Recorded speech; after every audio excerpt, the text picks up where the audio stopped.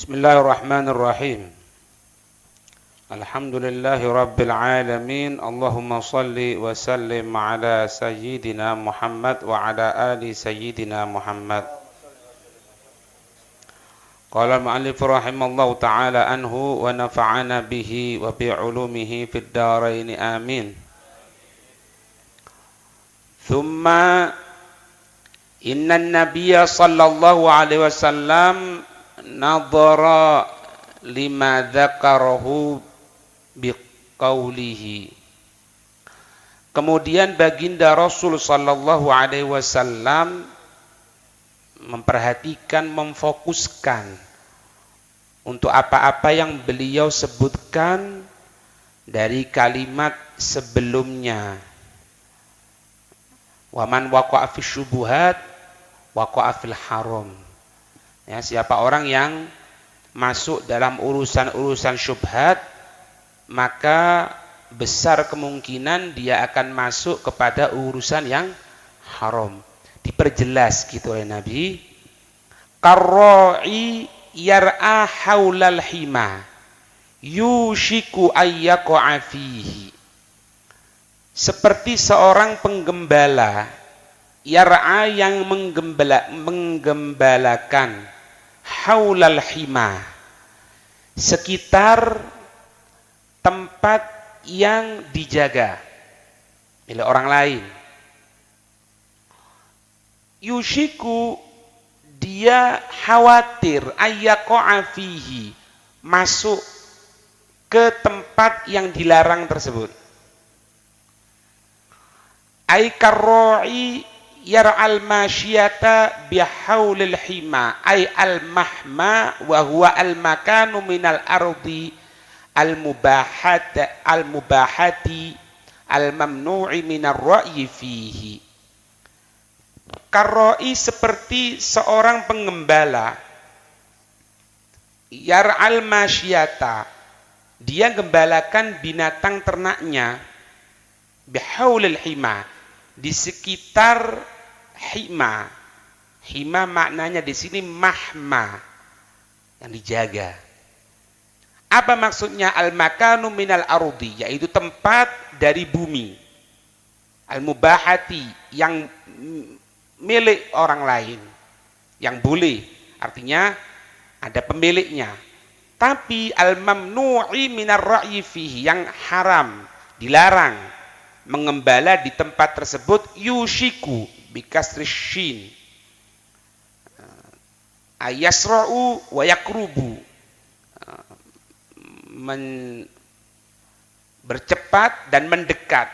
Ayarta'a fihi, untuk binatang tadi itu gembalaan di tempat tersebut. Artinya apa?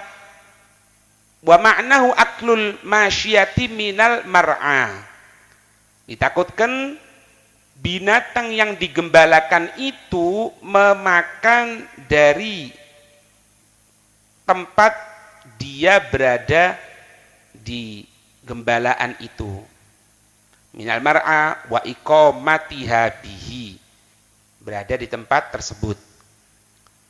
Jadi masalah syubhat di sini, kalau orang betul-betul jaga, dia akan menjauh. Seperti kalau misalnya orang gembala di tempat yang di situ dipagari milik orang, dia takut gembalaannya tadi itu nerobos ke pagar tadi itu sehingga makan rumput yang haram buat dia. Ya, binatangnya tidak tahu, otomatis siapa? Roi, orang sing gembalakan tadi itu, masa ada kambing atau sapi berdosa. Jadi mereka menjauh. Yasra'u, yaitu bercepat. Kalau sudah kelihatan pagernya gitu, sudah dari jauh kelihatan pagernya, ditarik sudah. Jangan sampai mendekat ke situ. Dengan cepatnya, dengan sigapnya ditarik. Gitu kita dalam kehidupan sehari-hari. Kalau kelihatan syubhat, kapan itu kelihatan syubhat, ya cepat lari. Jangan dibiarkan akhirnya masuk makan rumputnya orang malian. Gitu maksudnya. Paham ya? Ente lihat dulu, kalau ya ndak wallah alam, mungkin sekarang masih ada insyaallah ya. Kalau dulu zaman ana masih ngajar di mana? Kaliwungu. Sering kelihatan Oh, enggak tahu waktu berangkat dan waktu pulang. Ada orang bawa sapi. Kemudian sapi tadi itu mulutnya diberikan seperti anyaman dari kayu gitu. Lek jane wong Jawa kok besek. Ya kan? Ditutup ini. Anak pertama yang mikir, opo kok digitukno. Mikir. Apa mulutnya sakit atau apa? Nggak betah tanya. Katanya dia dengan waroknya ngomong apa? Takut nanti tengah jalan ini dia makan rumputnya orang atau makan pagernya orang, karena pager di desa kan biasanya dari tumbuhan. Nggak boleh. Kalau timbul pertanyaan sekarang misalnya, bagaimana pepohonan yang ada di pinggir-pinggir jalan, yaitu milkul am, kepemilikan secara umum. Ketika kepemilikan secara umum tidak boleh dimiliki secara pribadi. Satu orang ngambil, meskipun dia punya hak di sana. Karena bukan cuma dia tok yang punya hak. Siapa? Yang lainnya juga punya hak. Maka boleh dia memanfaatkan kalau dapat ridho. Nah, sulit. Nggak bisa. Karena memang pepohonan itu yang ada di pinggir jalan itu tujuannya untuk apa? Untuk penghijauan. Kalau kita ambil, nggak tahu misalnya ada kan biasanya orang mengatakan kalau perempuan itu headnya sulit diambilkan dari cemara itu. Biasanya cemara itu dulu adanya itu di stadion-stadion itu, cemara apa itu jenenge? Cemara panjang-panjang gini. Itu digodok katanya kemudian diminumkan katanya gitu. Kemudian apa? Kita karena ngerasa, loh anak kan bayar pajak. Ya kan? Iya betul. Ente punya hak, tapi fulan yang lainnya punya hak. Fulan ini punya hak, fulan ini punya hak, terus kan punya hak. Ya ente boleh ngambil, tapi dengan syarat izin dari mereka. Ya apa teh izinnya? Kan gitu. Nah, sama seperti jalan. Jalan itu kan milik umum. Itu milik umum. Dimanfaatkan boleh secara umum berbarengan. Makanya kita naik mobil, naik sepeda motor, naik sepeda, naik becak dan lain sebagainya. Kita berjalan di sana, tidak ganggu sama yang lain. Nah kalau kemudian dengan dalil karena untuk pembangunan masjid, untuk pembangunan musola, untuk pembangunan pondok, ngeletakkan tong di sana, ya haram. Karena apa? Karena penggunaan tong itu tidak sesuai dengan fungsi untuk umumnya. Umumnya itu untuk jalan, bukan untuk meletakkan tong, atau bukan untuk mencari amal di sana dengan dalil apapun. Ini omongan banyak kontroversi pasti. Omane sing bangun-bangun pasti ngamuk. Pas tengah nengok radio kok ini dipateni langsung. Utoh, wis perlu kan? Keras kok. Gitu. Padahal betul kok gitu. Lo kan gitu. Masuk salah. Paham enggak? Nggak boleh. Loh, terus ini Beb, misalnya gunakan pengajian seperti itu, loh, masa bendino? Ada waktunya, izin. Kalau perlu bayar, ya bayar. Tapi ya tidak selamanya. Lah tong tidak selamanya, Beb. Tidak selamanya tapi orang tahun. Tidak podo aja ceritanya. Lek tidak ngono, tidak iso bangun masjid, ya coba bangun ente. Ono apa ruwet kayak ngono? Itu harusnya. Karena ini milkul am. Milkul am tidak boleh. Kecuali digunakan untuk yang umum. Untuk yang umum. Misal, WC umum, kamar mandi umum. Ya boleh, tidak ada masalah. Umum. Kadang-kadang bayar, Beb. Untuk apa bayar itu? Ada yang jaga, ada yang bersihkan. Ya bagus. Tidak mau anda bayar. Ya tidak apa-apa, tapi kon sing ngosek. Lo kan gitu ceritanya. Itu. Kalau seperti di pom bensin itu bagaimana? Bukan milkul am itu, itu hakun nas, pemiliknya dia berhak untuk bayar berapapun. Ya. Itu. Ini masalah-masalah kecil, tapi mau tidak mau gosop ini. Mau tidak mau gosop. Nah, yang bawa kendaraan, hati-hati. yang bawa kendaraan itu biasanya sakarepe dhewe. Moro-moro parkir ning ngarepe wong. Padahal rumahnya itu ada batasannya, yang dia tempat parkirnya milik orang, haram ghosab. Sebaliknya, ojo nemen-nemen. Ojo nemen-nemen ya apa maksudnya? Batas rumah ente itu sampai tembok misalnya, tepat. Di situ milik umum ditulis tembok ente. Tidak diperkenankan parkir di sini. Lho iki tanahnya sopo? Lho kan gitu. Kecuali ganggu. Lah tidak ganggu kok. Itu aturan-aturan yang sepele, cuman mau ndak mau akan ghosab loh. Sampai begitu jaganya tentang masalah ini. Hah? Itu tahu ndak orang parkir sepeda motor. Kemudian apa? Kita orang duduk di atasnya. Ghosab.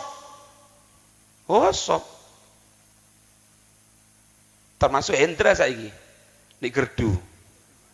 Iya betul. Makanya kok bayar itu. Harus bayar, enggak dosa. Betul. Karena gerdu bukan untuk deke apa itu? Salon, mic dan lain sebagainya. Iya. Ini omongan koyo aneh, cuma ya memang seperti itu. Makanya nanti bayar karo RT ini. Iki Jono hati-hati no. Takokno karo iki ne. Iya. Nek saya pulpen ndak ada duit, kita orang siap bayar. Daripada haram. Itu hukumnya memang. Nah, ini masalah sepele yang mau ndak mau ini ghosab. Sedangkan Imam Ghazali mengatakan mal farqu bainal ghasbi was sariqah. Ndak ada bedane antara ghosab karo mencuri. Ndak ada bedane, sama. Itulah. Ya nih. Omaneng dodolan misalnya, ojo tersinggung ya, ojo baper. Anak nyampe noto, dodolan, kemudian tuku ini tidak cukup, ojo ngomong karpet kok tidak enak aku. Lainnya lah. Kemudian deket di trotoar. Tidak boleh. Kenapa? Itu milikul am. Aku tidak ngomong karpet loh.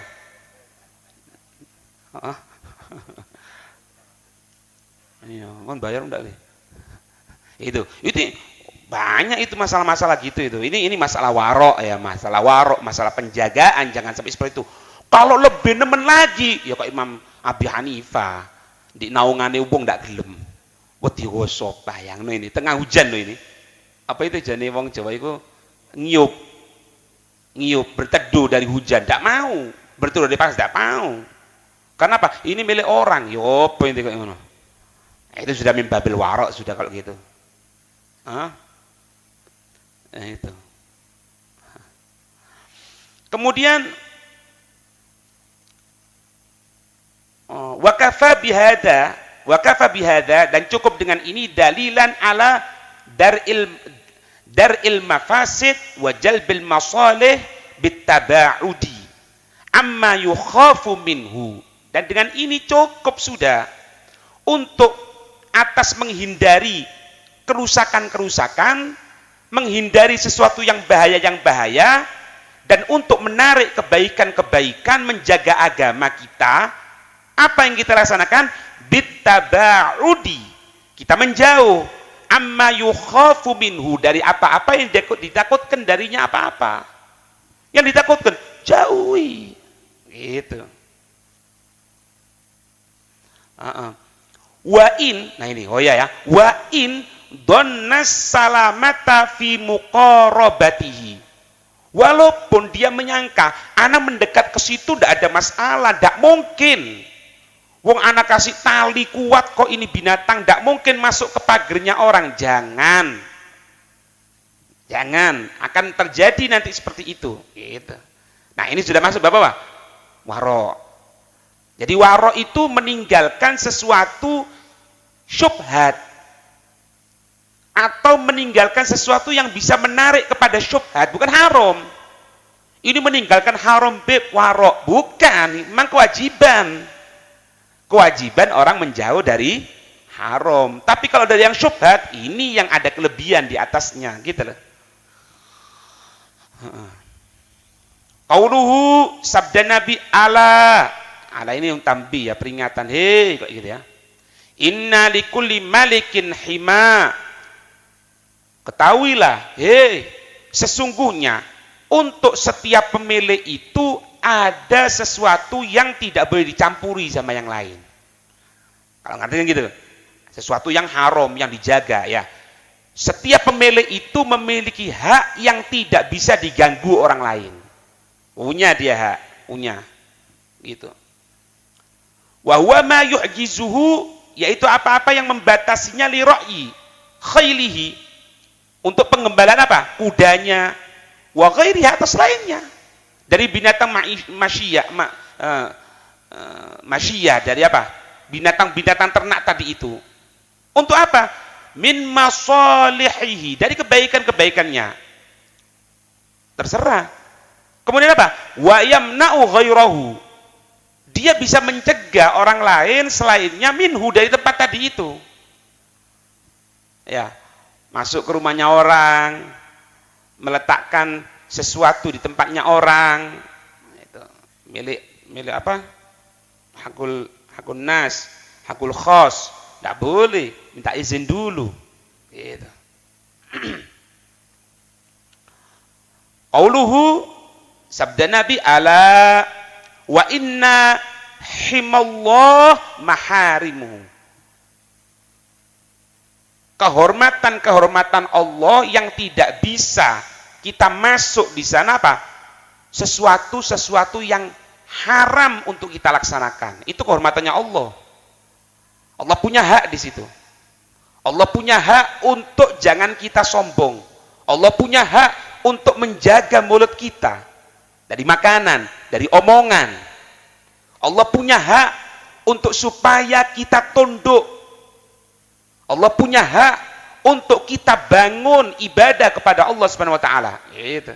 Jadi kehormatan, kalau diartikan ya, kemuliaan Allah itu tidak bisa dimasuki oleh yang lain. Apa itu?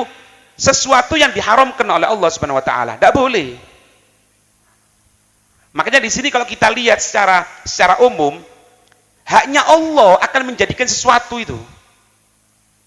Anda berikan contoh paling gampang. Nabi menikah berapa? 9. 11 dengan sebelumnya kan ya. Taruh 9 yang Nabi ketika hidupnya itu. Yang berbarengan ada 9. Kemudian kita mengatakan, loh kenapa kok kita dibatasi 4? Tidak bisa seperti itu. Loh, ini keharamannya Allah. Allah yang punya kuasa di sini. Kalau kita memang diharamkan untuk makan babi, kenapa Allah menciptakan babi? Loh, itu haknya Allah. Yang jelas Allah punya kemuliaan, Allah punya aturan. Kita dilarang makan binatang yang diharamkan oleh Allah, diantaranya apa? Babi. Wassalam. La inti ini, wala itu, wala itu. Aduh, kalau memang kenapa harus diciptakan itu? Itu waire. Kenapa Allah menciptakan iblis? Kenapa Allah menciptakan kecoa misalnya? Kenapa Allah menciptakan fajir, fasik? Tahu mana ya?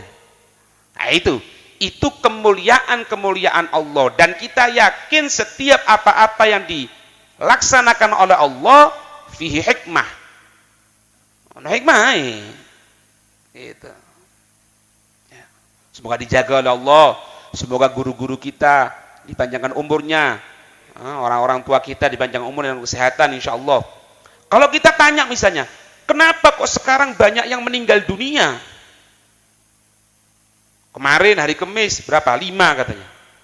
Meninggal dalam satu hari itu. Kenapa kok seperti itu? Kok ndak sing mabuk-mabuk Loh, itu haknya Allah. Bahasanya kita orang, ente jangan masuk dalam masalah itu. Ente tidak punya kuasa di sana. Gitu. Nah, akhirnya kalau dipanjang ini, anak sudah sholat tapi anak melarat. Loh, dono hubungan nih. Sholat itu taat sama Allah, rizki itu pemberian Allah. Semuanya itu kehendak Allah. Titik. Itu. kehormatan. An tuntahaka, untuk dibuka. Tuntahak itu kalau ada selambu ini, ada tirai, dibuka, ditarik, buka. Tidak boleh. Tidak boleh seperti itu. Kemuliaan Allah, sesuatu yang diharamkan oleh Allah, jangan diatur, jangan dibuka. Itu, jangan macam-macam sama Allah, bahasanya gitu. Wa hadza darbu mithali mahsusin litakunun nafsu mutafattinatun asyaddu tafattunin. Ini merupakan satu contoh yang Nabi mengedepankan mahsus, sesuatu yang bisa dirasakan dalam hati. Bahwasanya untuk menjadi jiwa kita ini jiwa yang cerdas, jiwa yang ngerti, asyaddu tafattunin, amat sangat ngerti, supaya kamu faham, betul-betul faham. Gitu. Jangan macam-macam sama Allah. Maka apa nanti hasilnya? Kalau kita jadi jiwa yang cerdas, jadi roh yang cerdas, roh yang merasakan tentang sesuatu yang diharamkan oleh Allah, apa yang akan kita dapatkan? Fatata'adab ma'ahu ta'ala, maka engkau harus beradab, harus sopan kepada Allah subhanahu wa ta'ala. Jangan macam-macam sama Allah. Gitu.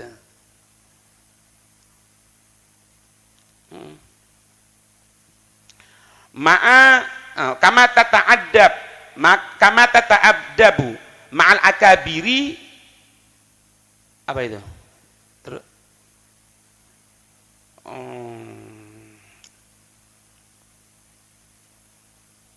id kullu malikin bikasril lam lahu hima yahmihi anin nas, karena sebagaimana engkau nanti beradab kepada para pembesar, beradab kepada para pembesar, karena setiap pemilik, penguasa, lahu untuknya, hima kemuliaan, yahmihi anin nas, yang dia akan menjaga dari manusia yang lain, wayamna'uhum, yang dan dia akan mencegah mereka manusia min dukhulihi, dari masuk ke dalamnya. Lihat dalam Islam, kita tidak boleh mempersiapkan tempat. Taruh misalnya sholat Jumat, disiapkan tempat khusus di depan. Ya kan, tidak boleh. Karena siapa yang datang pertama, dia yang berhak di depan. Tapi tidak semuanya. Kalau orang itu diharapkan untuk menyampaikan nasihat, boleh disiapkan di situ. Kalau dia seorang penguasa, tempat di situ. Paham ya? Misal Jokowi nang khairat, ya harus di depan. Ojo ngamuk kon. Ya apa Umar kok ini? Loh, ini pemimpin, tidak bisa. Kalau ente ngelawan seperti itu, kena engko akhirnya. Pasal iki sing perlu lulut. Apa pasal lulut? Pasal 241. Apa mbok? Ya Lut. Pasal 234. Iya, itu. Nah ini lihat di VG loh ini. Di VG. Sampai pernah suatu saat Rasulullah tengah duduk dengan para sahabatnya, ada seorang yang terkenal fajir loh. Terkenal fajir. Ketika datang, Nabi berdiri menghormati. Penguasa dihormati sama Nabi. Berdiri Nabi. Sahabat bingung. Tapi kelihatan Nabi berdiri, tidak mungkin Nabi berbuat salah, maksum, tidak mungkin. Berdiri juga sahabat, cuma berdiri sama bingung gitu loh. Dihormati sama Nabi, diajak ngomong gini, selesai, pulang dia. Sahabat tanya, Nabi kenapa kok seperti itu? Apa jawabannya Nabi? Kalau aku tidak menghormati dia, maka ketahui nanti kejelekannya akan datang kepada kamu sekalian. Gitu. Ngerti nih ya? Ya, semuanya punya seperti itu. Semuanya punya seperti itu. Nah, atau yang lebih lingkupnya lebih kecil, misalnya seorang ulama pakaiannya Rasulullah, kemudian ente rubah dengan pakaian, gunakan pakaian tidak pantas, tidak boleh, pelanggaran ini.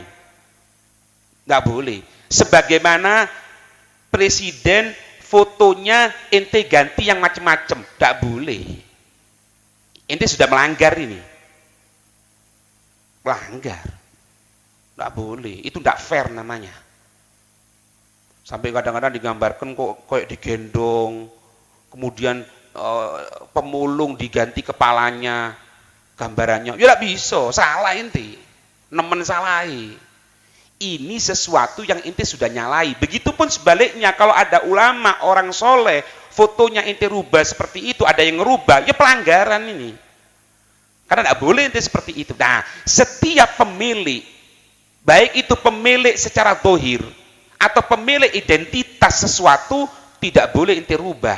Kalau ente ngerubah, berarti ente sudah masuk ke satu area yang diharamkan ente masuk di sana. Paham ya? Ini, faman khalafahu, maka siapa orang yang menentangnya, wadakhalahu, dan masuk ke dalamnya, ada ta'am rutonya? Tidak ada ya? Apa? Aqobah. Aqobahu. Allah kan nyiksa. Kalau nanti masuk di sana, nyiksa. Ya pantas Allah disiksa sama Allah. Gitu. Farabbu jalla jalaluh hima maharimahu. Maka Allah subhanahu wa ta'ala menjaga tentang masalah sesuatu yang kita tidak bisa masuk di sana. Haram kita masuk. Allati harramaha, yang Allah telah apa? Mengharamkannya. Waqad harrama Ibrahimu alaihissalam Makkata wa nabiyuna sallallahu alaihi wasallam al-Madinata. Nabi Ibrahim menjadikan tempat Mekah itu sesuatu yang suci, ya tentunya dari Allah, jelas. Nabi Muhammad ditambahi Madinah juga sama.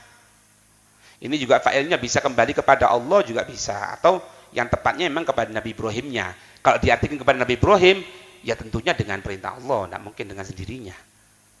Tidak boleh di Mekah kemudian itu mau ngambil keberkahan Mekah, apa ngapek kerikili, toko kerikil Mekah, mulai tutup omahe kok ndak ru aku ndak ono sing iso kabeh koyo aku, apa aku mbibik kerikil Mekah, haram, balekno maning itu.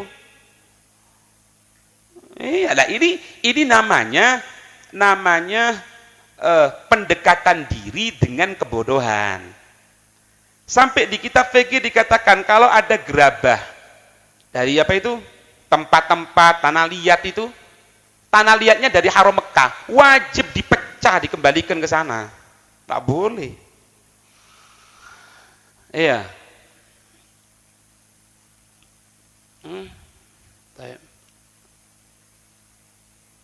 Fahdar ya akhi, hati-hati wahai saudaraku, antakoa, engkau masuk fi maharimillahi ta'ala. Semua dijaga oleh Allah. Engkau masuk di dalam apa-apa yang Allah mengharamkannya. Maka apa nanti hasilnya? Naudzubillah. Fayu'aqibuka. Dia Allah akan nyiksa kamu. Dia Allah akan nyiksa kamu. Naudzubillah. Ya. Ada satu hadis yang ana baca. Kalau tidak salah riwayat Imam Turmudi, ajib hadis ini. Ya semua hadis wajib ya, cuman ini kenyataan ya. Kadang-kadang Allah itu menjadikan pelanggaran yang kita laksanakan dengan tidak taatnya binatang yang kita miliki. Itu bisa terjadi. Ya. Sahabat, kalau tidak salah Sayyidina Abdullah bin Mas'ud, beliau pernah mengatakan, aku mengetahui kapan aku ini dicintai oleh Allah, kapan aku dibenci oleh Allah. Kapan? Ketika aku melihat istriku taat kepadaku, anakku taat kepadaku, kehidupan rumah tanggaku dalam keadaan langgeng meskipun dalam keadaan kekurangan ekonomi. Maka aku tahu bahwasanya aku tidak melanggar kepada Allah Subhanahu wa taala. Amin. Satu athar yang menyebutkan, jika di satu rumah, tapi ojo diobong-obongno iki ndak enak, ojo diobong-obongno, tolong ojo diobong-obongno. Karena pasti anak ngomongnya dia tersinggung nanti.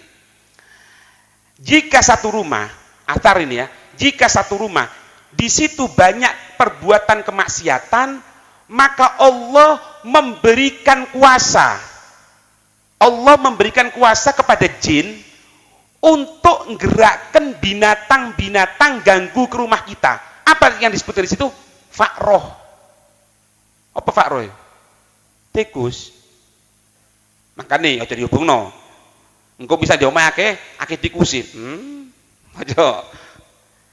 Riwayat haditsnya katanya Nabi gini, kalau tengah malam kamu tidur, matikan lampu. Matikan lampu katanya Nabi. Kalau enggak, nanti binatang tikus tadi itu akan menarik sumbu lampu tadi itu, akan terjatuh dan akan terjadi kebakaran nanti. Loh, kenapa tikus tadi itu kok bisa narik sumbunya lampu? Itu yang gerakkan adalah jin. Jin diberikan kuasa oleh Allah Subhanahu wa taala ke tempat tadi itu. Kenapa kok Allah memberikan kuasa kepada jin yang ganggu? Kalau jinnya langsung tidak bisa melalui binatang tadi ini. Kenapa? Karena penghuninya jauh dari Allah Subhanahu wa taala. Itu. Adapun kalau rumahnya tetanggaan dengan pasar ya wis nasibe dhewe ngono lho.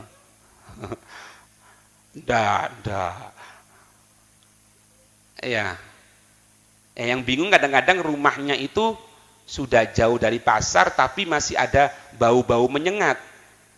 Bau kucing misalnya. Ana ndak nyinggung ya.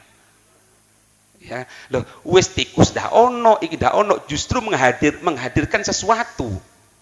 Sehingga kadang-kadang kalau ada satu orang mau ke sana sih telepon dhisik. Ajib ya. Jadi di sini ya, apa pelajaran yang kita dapatkan di sini? Semoga dijaga oleh Allah ya. Siksa Allah itu bukan cuma berupa neraka loh. Bukan. Kadang-kadang gangguan-gangguan yang muncul bisa dua, bisa itu berupa ujian dari Allah untuk pengangkatan derajat, bisa juga teguran dari Allah Subhanahu wa taala.